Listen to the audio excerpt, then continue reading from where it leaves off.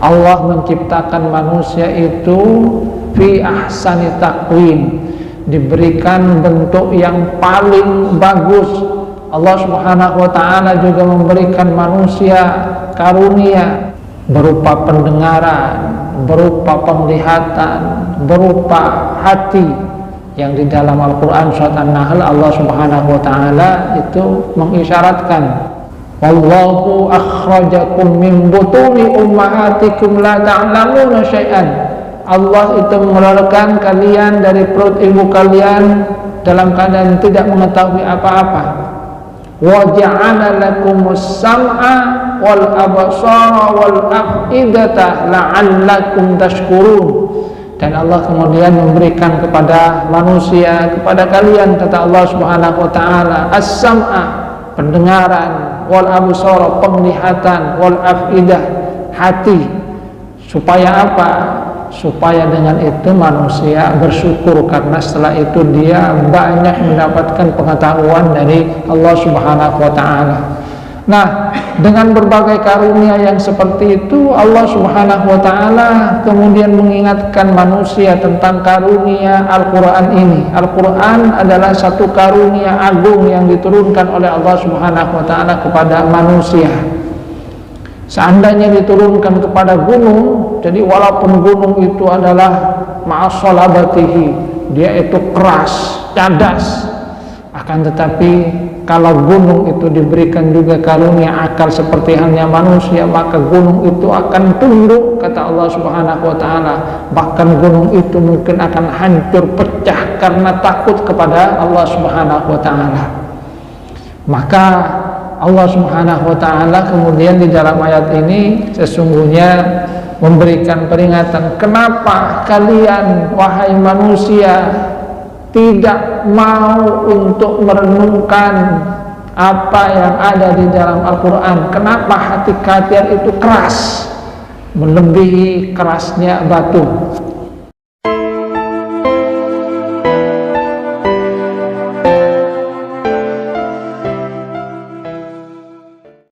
Assalamualaikum warahmatullahi wabarakatuh.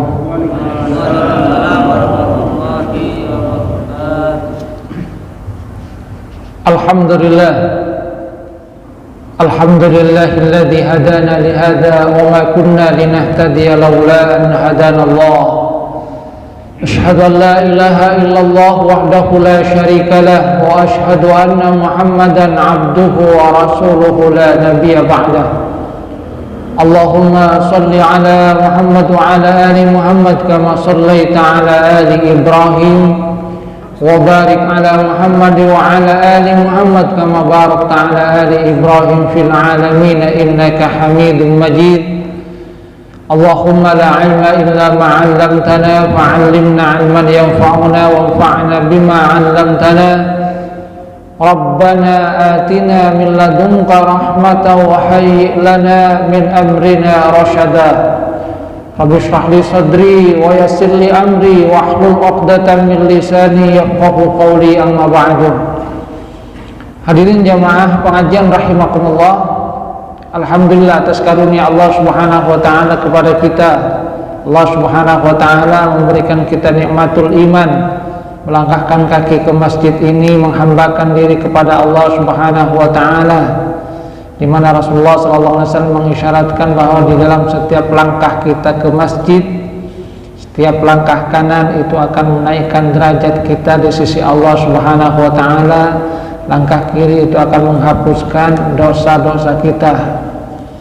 Semakin banyak langkahnya, maka akan semakin banyak pahala di sisi Allah Subhanahu wa ta'ala. Makanya ada seorang sahabat itu pernah datang kepada Rasulullah SAW, ya Rasul, saya rumah jauh itu, saya ingin pindah dekat saja. Apa yang dikatakan oleh Rasulullah SAW? Sudah, tidak usah, tidak apa-apa, karena setiap langkah kamu ke masjid ini malah dihitung kebaikan. Kalau kamu pindah semakin dekat, malah berkurang pahala yang akan kamu dapatkan dari Allah Subhanahu wa ta'ala. Sehingga sahabat tadi nggak jadi pindah, karena Rasulullah menyatakan bahwa setiap langkahnya itu adalah bernilai ibadah di sisi Allah Subhanahu wa taala. Hadirin jamaah pengajian rahimakumullah, kita lanjutkan kajian tafsir masih di surat Al-Hasyr. Firman Allah Subhanahu wa taala di ayat 21, A'udzubillahi minasyaitonir rajim. Lau anzalna hadzal qur'ana 'ala jabalin la ra'aitahu khashi'an mutasaddian min khasyatillah wa tilkal amthalu nadribuha lin-nasi la'allakum yatafakkarun. Seandainya kami turunkan Al-Qur'an ini kepada gunung, maka pasti kamu akan melihat gunung itu akan khusyuk, tunduk, bahkan terbelah karena takut kepada Allah Subhanahu wa taala. Dan tilkal amsal, perumpamaan itu kami berikan kepada manusia agar manusia mau untuk mentadabburinya, memikirkannya, mentafakurinya. Hadirin jamaah rahimakumullah, di ayat ini Allah Subhanahu wa taala memberikan satu gambaran. Seandainya Allah Subhanahu wa taala menurunkan Al-Qur'an itu kepada gunung, jadi seandainya gunung itu kemudian diberikan seperti halnya manusia, diturunkan kepadanya ayat Al-Qur'an dan dia memahami apa yang ada di dalam ayat Al-Qur'an, diberikan akal seperti halnya manusia, maka walaupun gunung itu padat, keras, akan tetapi kata Allah Subhanahu wa taala, gunung itu akan tunduk, bahkan akan pecah karena takut kepada Allah Subhanahu wa taala. Ini sesungguhnya memberikan satu peringatan kepada manusia. Manusia itu adalah makhluk yang diberikan oleh Allah Subhanahu wa taala banyak sekali kesempurnaan dibandingkan dengan makhluk-makhluk Allah Subhanahu wa taala yang lainnya. Allah menciptakan manusia itu fi ahsani taqwim, diberikan bentuk yang paling bagus. Allah Subhanahu wa taala juga memberikan manusia karunia berupa pendengaran, berupa penglihatan, berupa hati, yang di dalam Al-Quran surat An-Nahl Allah Subhanahu wa taala itu mengisyaratkan bagaimana Allah Subhanahu wa taala mengeluarkan manusia dari perut ibu dalam keadaan la ta'lamuna syai'an. Wallahu akhrajakum min butuni ummahatikum la ta'lamuna syai'an. Allah itu mengeluarkan kalian dari perut ibu kalian dalam keadaan tidak mengetahui apa-apa.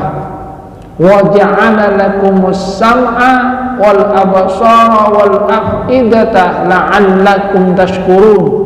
Dan Allah kemudian memberikan kepada manusia, kepada kalian, kata Allah Subhanahu wa taala, as-sam'a, pendengaran, wal absara, penglihatan, wal afidah, hati. Supaya apa? Supaya dengan itu manusia bersyukur, karena setelah itu dia banyak mendapatkan pengetahuan dari Allah Subhanahu wa taala. Nah, dengan berbagai karunia yang seperti itu, Allah Subhanahu wa taala kemudian mengingatkan manusia tentang karunia Al-Qur'an ini. Al-Qur'an adalah satu karunia agung yang diturunkan oleh Allah Subhanahu wa taala kepada manusia. Seandainya diturunkan kepada gunung, jadi walaupun gunung itu adalah ma'asolabatihi, dia itu keras, cadas, akan tetapi kalau gunung itu diberikan juga karunia akal seperti halnya manusia, maka gunung itu akan tunduk, kata Allah Subhanahu wa taala. Bahkan gunung itu mungkin akan hancur, pecah karena takut kepada Allah Subhanahu wa taala.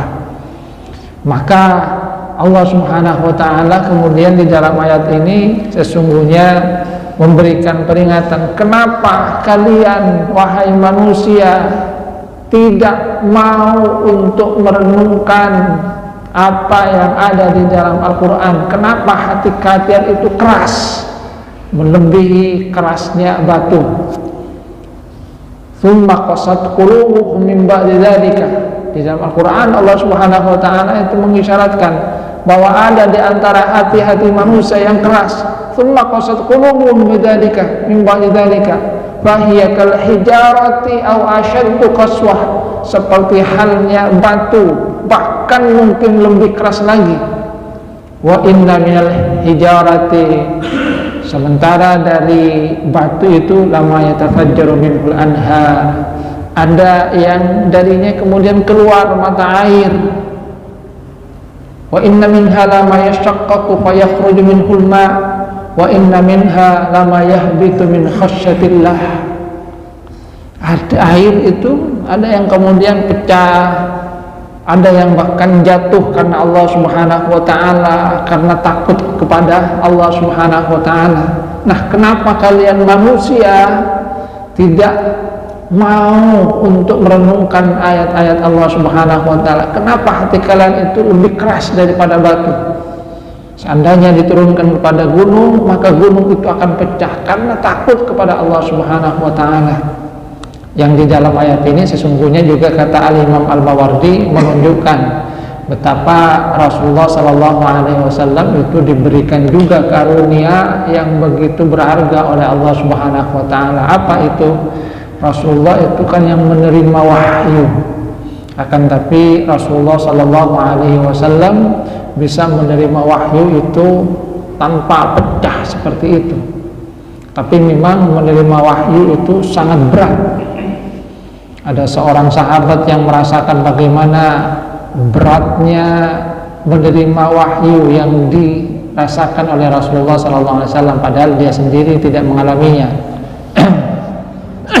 Bagaimana dia merasakan? Diceritakan satu waktu bersama dengan Rasulullah SAW. Jadi bersama dengan Rasul. Nah, pada saat itulah kemudian Rasulullah SAW menerima wahyu. Sementara kemudian pahanya itu tertindih, paha Rasulullah SAW, dan dia merasakan berat sekali paha yang ditindih oleh Rasulullah, sehingga dia bisa membayangkan, saya saja yang tidak menerima wahyu akan tapi merasakan dampaknya, beratnya Rasulullah SAW ketika menerima wahyu, paha saya itu tidak bisa saya angkat itu karena begitu berat, apalagi Rasulullah SAW. Tapi di sini kata Imam Al-Mawardi, karunia dari Allah Subhanahu Wa Taala kepada Rasulullah SAW, walaupun beliau itu menerima wahyu, akan tapi tidak seperti halnya gunung ini. Seandainya gunung yang menerima pecah, kata Allah Subhanahu Wa Taala, karena takutnya kepada Allah Subhanahu Wa Taala. Nah, peringatannya kepada manusia, Allah sudah memberikan kepada manusia karunia Al-Quran ini, maka jangan sia-siakan. Makanya di dalam ayat ini Allah Subhanahu wa taala menyatakan wa tilkal amsal nadribuha linnasi la'allahum yatafakkarun. Dan perumpamaan-perumpamaan seperti itu Allah berikan kepada manusia supaya apa? Supaya manusia itu mau merenungkan, manusia itu mutafakkur betapa sesungguhnya karunia dari Allah Subhanahu wa taala itu sangat besar. Allah memberikan sesuatu yang berharga, yang kalau diturunkan kepada gunung, gunung itu akan tunduk, gunung itu akan pecah. Bahkan di dalam ayat yang lain Allah Subhanahu wa taala itu menyatakan, walau anna qur'anan suyirat bihil jibal au qutti'at bihil ardu au kullima bihil mauta. Seandainya ada bacaan, yang bacaan itu kemudian akan membuat gunung itu bergerak, au qutti'at bihil ardu, atau bumi itu akan terpecah-pecah, terpotong-potong, au kullima bihil mauta, ataupun mayit-mayit itu akan kemudian bisa berbicara, maka maknanya ailakana hadzal Quran, itu adalah Al-Quran. Karena begitu agungnya Al-Quran, maka manusia yang diberikan oleh Allah Subhanahu wa taala, kita umat Islam yang diberikan karunia oleh Allah Subhanahu wa taala Al-Quran, mari kita gunakan karunia yang berharga yang diberikan oleh Allah Subhanahu wa taala. Jadi Allah Subhanahu wa taala mengingatkan betapa agungnya Al-Qur'an, bahwa kandungan yang ada di dalamnya kalau direnungkan dengan sebenar-benarnya sesungguhnya akan bisa menggugah hati manusia. Hanya saja ternyata masih ada memang di antara manusia yang hatinya itu beku, hatinya kesat, hatinya keras. Tsumma qasat qulubuhum min ba'di dzalika fahiya kal hijarati aw ashaddu qaswah. Ada di antara hati-hati yang kata Allah Subhanahu wa taala keras. Kerasnya itu seperti halnya batu, bahkan lebih keras lagi. Kenapa demikian? Karena kata Allah Subhanahu wa taala, batu saja itu ada yang pecah dan kemudian keluar air. Ada batu yang jatuh karena takut kepada Allah Subhanahu wa taala. Jadi kalau ada batu jatuh itu ternyata kata Allah Subhanahu wa taala ada batu yang jatuh karena takut kepada Allah Subhanahu wa taala. Nah, manusia yang tidak mau merenungkan ayat Al-Qur'an, ketika dibacakan ayat Al-Qur'an tidak merasakan apa yang ada di dalamnya, ini disyaratkan oleh Allah Subhanahu wa taala hatinya keras, lebih keras daripada batu. Ini sindiran kepada orang-orang kafir Quraisy yang diturunkan kepada mereka Al-Qur'an, dan mereka kemudian sesungguhnya mengetahui makna yang terkandung di dalam ayat Al-Qur'an, akan tetapi mereka tidak mau untuk memperdulikan apa yang sesungguhnya mereka ketahui, ya karena persoalan-persoalan dunia semata ya. Karena sesungguhnya orang-orang kafir Quraisy pada dasarnya mengetahui dan mengakui bahwa ayat Al-Qur'an yang diturunkan oleh Allah Subhanahu wa taala kepada Rasulullah sallallahu alaihi wasallam itu sangat-sangat mengagumkan. Saya pernah ceritakan bagaimana Al-Walid ibn Mughirah ketika pertama kali mendengar Rasulullah SAW membaca Al-Quran, beliau kemudian katakan, jadi dia katakan, wa innaha lahalawah, manis sekali itu. Saya belum pernah mendengar bacaan seperti itu. Itu tidak mungkin dibuat oleh manusia. Itu yang diungkapkan oleh Al-Walid bin Mughirah ketika pertama kali mendengar bacaan Al-Quran yang dibaca oleh Rasulullah SAW. Manis sekali katanya, terasa bagi dia. Akan tetapi kemudian karena provokasi dari kaumnya, diprovokasi oleh Abu Jahal yang tadinya awalnya dia mengakui tentang kehebatan dan belaghah dari ayat Al-Quran, akhirnya akan berubah. Dia mencari-cari alasan bagaimana dia itu bisa mengubah apa yang sudah pernah dia katakan bahwa innaha lahalawa, bahwasanya ayat Al-Quran manis sekali. Karena apa? Ya karena takut tidak dianggap sebagai pemimpin kaumnya. Karena Abu Jahal itu kemudian datang, saya dengar kamu itu sekarang jadi jubirnya Muhammad, kamu katanya sekarang jatuh miskin. Kata siapa? Saya ini jatuh miskin, saya ini orang paling kaya di sini. Loh iya, orang-orang sekarang urunan itu, sumbangan mau diberikan kepada kamu karena kamu sekarang bangkrut katanya, makanya sekarang jadi jubirnya Muhammad. Itu karangan dari Abu Jahal sebenarnya. Untuk apa? Untuk membangkitkan sesuatu yang dimiliki oleh Al-Walid bin Mughirah. Nah, karena politik seperti itu kemudian terbangkitkan rasa gengsi dari Al-Walid bin Mughirah. Enggak, saya tidak pernah jadi jubirnya Muhammad. Wah, kamu katanya bilang seperti ini bahwa Al-Quran itu manis. Iya, sebenarnya manis itu. Kalau kamu teruskan seperti itu, kata Abu Jahal, berarti kamu jadi jubirnya Muhammad. Terus saya harus bilang gimana? Ya sudah, pokoknya kamu cari alasan bagaimana apa yang kamu katakan itu tidak benar. Biar orang-orang tidak urunan lagi sumbangan buat kamu itu. Akhirnya karena seperti itu, akhirnya Al-Walid berpikir. Di dalam Al-Quran kan dikatakan fakkara, berpikir, kemudian berpikir lagi dan akhirnya ketemu. Ini ketemu ini. Itu adalah sihrun yuksar. Itu adalah sihir. Kenapa kemudian dia katakan sihir? Karena Al-Quran yang diturunkan oleh Allah Subhanahu wa Ta'ala kepada Rasulullah Sallallahu Alaihi Wasallam itu memisahkan antara suami dengan istri. Suaminya masuk Islam, istrinya tetap kafir. Memisahkan antara anak dengan ibunya. Anaknya masuk Islam seperti halnya Mus'ab bin Umair, ibunya kemudian tidak mau. Memisahkan antara dua orang bersaudara, Sa'ad bin Abi Waqqas dengan saudaranya Uthman bin Abi Waqqas. Antara anak dengan ayah, antara majikan dengan budak Bilal dengan majikannya Umayyah bin Khalaf. Ini sihir. Makanya kemudian memisahkan antara dua orang yang tadinya rukun.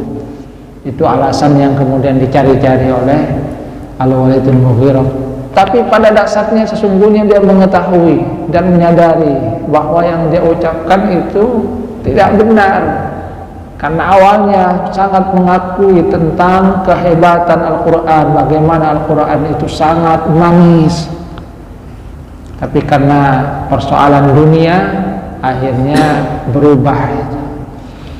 Jadi persoalan dunia, maka Allah Subhanahu wa Ta'ala mengingatkan, qatilkal amthal nadribuha linnasi la'allahum yatadhakkarun.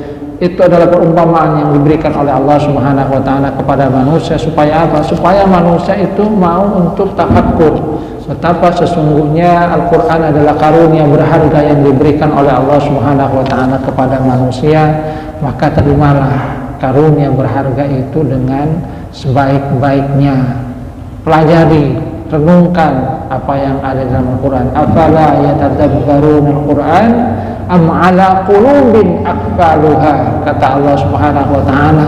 Apakah mereka tidak mau untuk mentadabburi, merenungkan ayat-ayat Al-Quran, ataukah di hati mereka itu sudah ada gemboknya, tidak terbuka?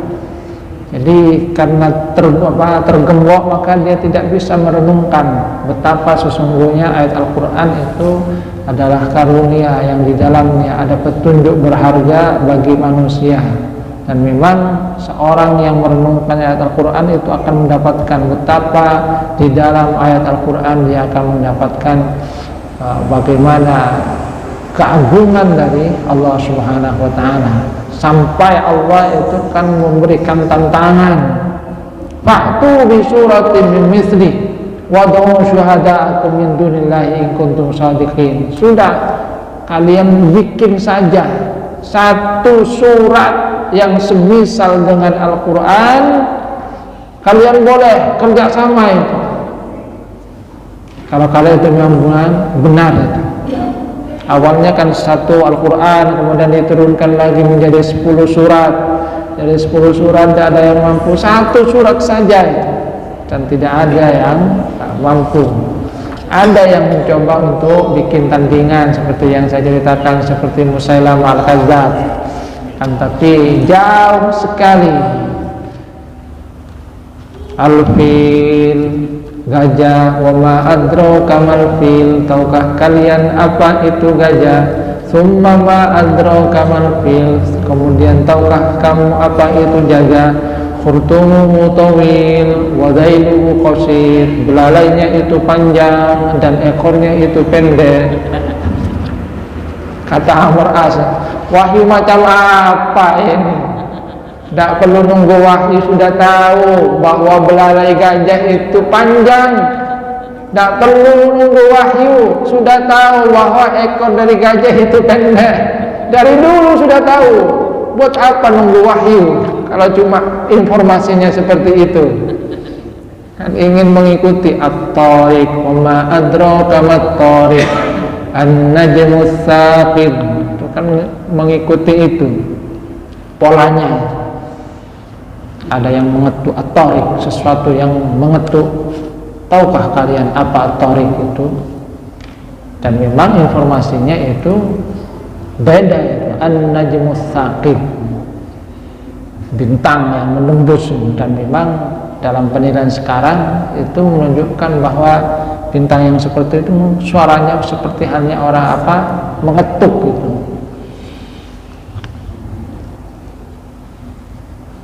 Lau anzalna hadzal Qur'an ala jabalin lara'aitahu khashiyan mutasaddian min khasyatillah. Jadi kata Allah Subhanahu wa taala, seandainya diturunkan kepada gunung, maka gunung itu pasti akan kamu lihat khusyuk, tunduk kepada Allah, bahkan pecah karena takut kepada Allah Subhanahu wa taala. Mengapa manusia itu hatinya tidak tergerak untuk merenungkan ayat Al-Quran? Kenapa masih tertutup? Kenapa masih keras, melebihi kerasnya batu? Kemudian di akhir surat ini Allah Subhanahu wa taala menjelaskan tentang dirinya. Kalau tadinya adalah Al-Quran, kemudian Allah Subhanahu wa taala menyatakan, "Wallahul ladzi la ilaha illahu alimul ghaibi wasyahadati huwar rahmanur rahim." Dialah Allah yang tidak ada Tuhan selain Dia. Jadi Allah Subhanahu wa taala kemudian menegaskan tentang dirinya bahwa Allah itu adalah Tuhan yang tidak ada Tuhan selain Dia, menegaskan tentang keesaan Allah Subhanahu wa taala. Allah lah yang menurunkan ayat Al-Quran, dan Allah itu Maha Esa. Alimul ghaibi wa syahadah war rahmanur rahim. Bahwasanya Allah Subhanahu wa taala itu mengetahui apa yang tampak dan apa yang tersembunyi. Semua diketahui oleh Allah Subhanahu wa taala. Apa yang ada secara lahir, Allah Subhanahu wa taala mengetahuinya. Al-ghaib yang tidak tampak, Allah Subhanahu wa taala itu juga mengetahuinya. Huwar rahmanur rahim. Dan Allah Subhanahu wa taala menegaskan bahwa Allah itu Maha Kasih, Maha Pengasih, Maha Penyayang. Dan di antara kasih sayang yang diberikan oleh Allah Subhanahu wa taala kepada manusia adalah diturunkannya Al-Qur'an, diutusnya Rasul. Sesungguhnya apa yang dikaruniakan oleh Allah Subhanahu wa taala kepada manusia berupa panca indera itu sudah cukup kalau manusia mau merenungkan tentang keagungan dari Allah Subhanahu wa taala. Tapi kadang di antara manusia ada yang belum bisa mempergunakan dengan baik, maka Allah Subhanahu wa taala mengutus utusannya untuk memberikan peringatan. Utusan itu kemudian juga dibekali oleh Allah Subhanahu wa taala dengan mukjizat, diturunkan kepada mereka ayat-ayat. Nabi Dawud diturunkan kepadanya Zabur, Nabi Musa diturunkan kepada beliau Taurat, Nabi Isa diturunkan kepada beliau Injil, dan kepada Nabi Muhammad SAW adalah Al-Quran. Jadi Allah Subhanahu wa taala Maha Pengasih lagi Maha Penyayang. Kemudian Allah Subhanahu wa taala menegaskan lagi di ayat berikutnya, di lanjutan ayat, mengulangi apa yang ditegaskan di ayat 22. Wallahul ladzi la ilaha illahu. Dialah Allah yang tidak ada Tuhan selain Dia. Jadi menegaskan kembali tentang keesaan Allah Subhanahu wa taala. Karena memang semua nabi dan rasul itu misinya sama, yaitu mengajak kepada ketauhidan. Dan Rasulullah SAW itu juga sudah menegaskan, man qala la ilaha illallah dakhalal jannah, bahwa siapa yang mengucapkan kalimat la ilaha illallah dengan sebenarnya, maka dia akan masuk surga selama dia itu mempertahankan kalimat tauhid sampai menghadap Allah Subhanahu wa taala. Wa in zana wa in saraka, walaupun dia itu berzina, walaupun dia itu mencuri, walaupun nanti dia banyak melakukan perbuatan maksiat, pada akhirnya dia tetap masuk surga, ya, tapi masuk surganya lewat neraka terlebih dahulu. Jadi semua yang bisa mempertahankan kalimat tauhid ini akan masuk surga. Sehingga orang-orang kafir itu kemudian berangan-angan, Rubbama yawaddul ladzina kafaru law kanu muslimin. Dalam Al-Quran surat Hijr, Allah Subhanahu wa taala menggambarkan bahwa orang-orang kafir yang tidak beriman kepada Allah Subhanahu wa taala berangan-angan, lau kanu muslimin, seandainya dulu di dunia mereka itu juga termasuk orang-orang yang berserah diri kepada Allah Subhanahu wa taala, yang membawa kalimat tauhid ketika meninggal dunia. Kenapa mereka berangan-angan seperti itu? Karena ada di antara umat Nabi Muhammad SAW yang mengucapkan kalimat tauhid ini masuk neraka juga karena perbuatan maksiat. Banyak berbuat maksiat, zina, saraqah, mungkin berzina, kemudian mencuri, melakukan banyak maksiat, akhirnya masuk neraka. Sehingga mereka kemudian katakan, lah kalian kan dulu mengucapkan kalimat tauhid Islam, kok masuk neraka? Ya kami dulu banyak berbuat maksiat juga, banyak melanggar aturan Allah Subhanahu wa taala. Jadi walaupun dia mengucapkan kalimat tauhid, ada banyak perbuatan maksiat yang dia lakukan, tapi sampai akhir hayatnya dia tidak pernah kemudian menyekutukan Allah Subhanahu wa taala dengan sesuatu pun. Maka dia membawa kalimat tauhid. Nah, ketika dia ejek seperti itu, kalau begitu sama kalian dengan kami ini. Allah Subhanahu wa taala kemudian pada akhirnya dengan rahmatnya dan dengan syafaat Rasulullah sallallahu alaihi wasallam mengangkat orang-orang yang tadinya ada di neraka masuk surga. Yang penting di dalam dirinya itu ada kalimat tauhid, sehingga tinggallah orang-orang kafir yang tidak beriman kepada Allah Subhanahu wa taala di neraka. Maka mereka berangan-angan, kenapa ya kami dulu tidak beriman seperti hanya mereka? Seandainya kami beriman, maka kami juga pasti akan diangkat oleh Allah Subhanahu wa taala masuk surga. Misal mereka. Maka Allah Subhanahu wa taala menegaskan dalam dua ayat ini, wallahu alladzi la ilaha illahu, di ayat 22. Allah, dialah Allah yang tidak ada Tuhan selain Dia. Di ayat 22, di ayat 3 kembali Allah Subhanahu wa taala menyatakan wallahu alladzi la ilaha illahu.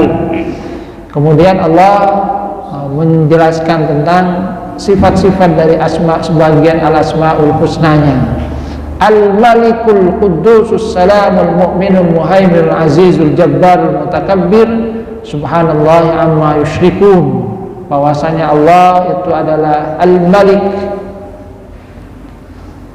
Jadi Allah itu yang memiliki semuanya itu. Ini juga supaya meninggalkan kesan bahwa Allah Subhanahu wa taala memang adalah pemilik semuanya. Beda dengan penguasa-penguasa di dunia yang nanti kekuasaannya itu akan berakhir. Allah adalah Al-Malik yang memiliki semuanya. Semua pada dasarnya adalah milik dari Allah Subhanahu wa taala. Maka ketika manusia itu menyembah Allah, sesungguhnya Allah itu tidak butuh kepada penyembahan manusia. Manusialah yang butuh. Karena Allah Subhanahu wa taala mengisyaratkan di dalam hadis qudsinya, "Lau anna awwalakum ila akhirikum." Seandainya orang-orang kalian itu dari masa dahulu sejak masa Nabi Adam sampai nanti manusia di akhir zaman itu ala atqa rajulin minkum, semuanya itu beriman bertakwa seperti orang yang paling bertakwa, semuanya itu baik menyembah Allah Subhanahu wa taala. Kata Allah, itu tidak akan menambah kekuasaanku sedikit pun. Sebaliknya, seandainya semuanya itu, au anna awalakum ila akhirikum, semuanya dari awal sampai terakhir, manusia terakhir di hari kiamat, ala qalbi, ala afdali qalbi ahadin minkum, dia seperti halnya orang yang paling fujur, paling durhaka kepada Allah Subhanahu wa taala. Semuanya itu durhaka, itu juga tidak akan mengurangi kekuasaanku, kata Allah Subhanahu wa taala. Makanya Allah Subhanahu wa taala dalam Al-Qur'an itu menyatakan bahwa ketika manusia diperintahkan untuk menyembah Allah Subhanahu wa taala, la nas'aluka rizqa, kami tidak butuh rezeki dari kamu. Bahkan Allah menyatakan nahnu narzuqukum, nahnu narzuquk, kami yang memberikan rezeki kepada kamu. Jadi manusia menyembah Allah itu kemudian sesungguhnya adalah kebutuhannya. Allah tidak butuh rezeki dari manusia. Penyembahan itu adalah kebutuhan dari manusia. Manusialah yang butuh. Al-Maliku, Al-Quddus, Allah Subhanahu wa taala itu juga adalah zat yang maha suci, yang mengisyaratkan kalau di dunia mungkin ada raja, tapi kemudian raja di dunia itu tidak terlepas dari kesalahan, kadang berbuat zalim, maka Allah Subhanahu wa taala itu Maha Kudus. Kudus itu suci dari semua sifat tercelah. Walaupun Allah Subhanahu wa taala raja di raja, pemilik semuanya, Allah itu Maha suci. Tidak seperti raja-raja di dunia yang mungkin banyak berlaku zalim. Assalam, al-mu'min, bahkan Allah Subhanahu wa taala yang memberikan keselamatan kepada manusia. Raja kan, tapi kemudian memberikan keselamatan. Al-mu'min, yang memberikan keamanan. Ada juga yang bisa memberikan makna sebagai yang memberikan keimanan. Jadi Allah lah yang memberikan keimanan kepada manusia, Allah yang memberikan keamanan juga kepada manusia, dan itu adalah karunia yang sangat berharga yang diberikan oleh Allah Subhanahu wa taala. Al-Muhaimin, Allah yang juga menjaga, Allah yang menjaga semuanya. Jadi Allah menjaga semuanya, semua apa yang ada di alam ini Allah Maha Kuasa untuk menjaganya. Al-Azizul Jabbarul Mutakabbir, Allah itu maha mulia, maha perkasa. Artinya di ayat ini Allah Subhanahu wa taala menegaskan bahwa Allah Subhanahu wa taala yang tidak ada Tuhan selain Dia itu adalah pemilik segalanya. Tapi Allah Subhanahu wa taala itu maha suci dari segala sifat tercela. Tidak seperti halnya raja-raja yang ada di dunia. Allah yang memberikan keselamatan. Allah itu dengan sifat-sifatnya tetap maha mulia, maha perkasa, tidak akan kehilangan semuanya. Maka di ayat di ujung ayat Allah Subhanahu wa taala menyatakan subhanallahi amma yusyrikun, maha suci Allah dari apa yang mereka persekutukan. Sebab ketika manusia itu menyekutukan Allah Subhanahu wa taala, itu kan seakan-akan menganggap bahwa Allah bukan pemilik dari alam ini, maka menyembah yang lainnya, mohon pertolongan kepada makhluk Allah Subhanahu wa taala. Yang di dalam Al-Qur'an Allah Subhanahu wa taala menyatakan bahwa mereka itu tidak bisa memberikan manfaat dan juga tidak bisa memberikan mudarat. Dan di akhir surah Al-Hasyr Allah Subhanahu wa taala tegaskan wallahul khaliqul bari'ul musawwiru lahul asmaul husna yusabbihu lahu ma fis samawati wal ardi wa huwal azizul hakim, bahwa Dialah Allah yang menciptakan semuanya, mengadakan semua, yang membentuk manusia, dibentuk dalam bentuk yang terbaik. Itulah Allah Subhanahu wa taala yang membentuk semuanya. Lahul asmaul husna, Allah itu mempunyai nama-nama baik yang kita diperintahkan ketika berdoa yang menyebut asma Allah Subhanahu wa taala. Kalau kita mohon ampun maka kita seru ya Ghaffar, wahai Zat yang Maha Pengampun. Kalau kita mohon rezeki, kita mohon kepada Allah ya Razzaq. Kita dalam keadaan lemah kemudian katakan ya Qawiyyu ya Matin, yang Maha Kuat.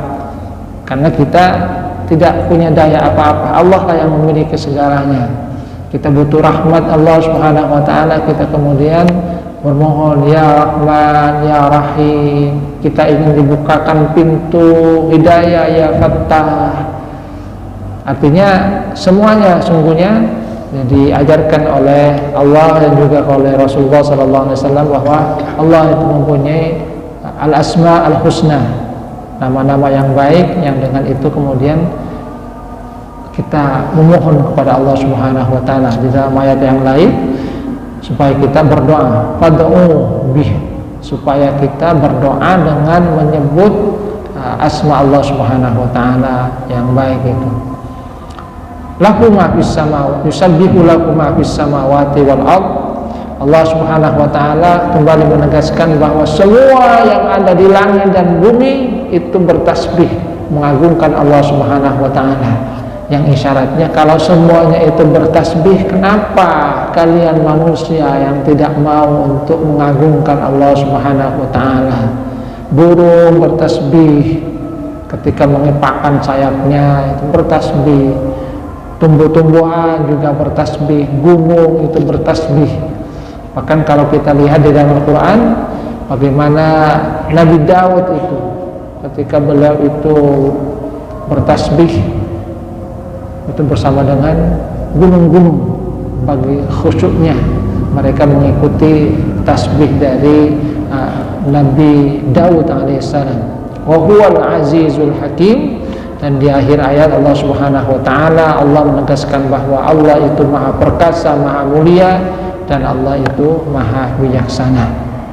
Jadi di ujung surah Al-Hasyr Allah Subhanahu wa taala menegaskan pertama tentang keagungan ayat Allah, kalamullah Al-Quran, yang itu sesungguhnya merupakan karunia berharga yang diberikan kepada manusia. Dan kemudian Allah Subhanahu wa taala menegaskan tentang dirinya bahwa Allah itu Maha Esa, ada sifat-sifat baik yang kemudian harus kita renungkan, yang dengan itu kita berharap bahwasanya kita akan terus mengagungkan Allah Subhanahu wa taala, karena kita menyadari bahwasanya kita adalah makhluk yang penuh dengan kelemahan, penuh dengan kesalahan, dan dengan itu kita berharap bahwasanya Allah Subhanahu wa taala akan memberikan karunia terbaiknya kepada kita. Ini saja yang dapat saya sampaikan, kurang lebihnya mohon maaf. Sudah azan Isya. Wabillahi taufiq wal hidayah wa ridha wa inayah. Assalamualaikum warahmatullahi wabarakatuh.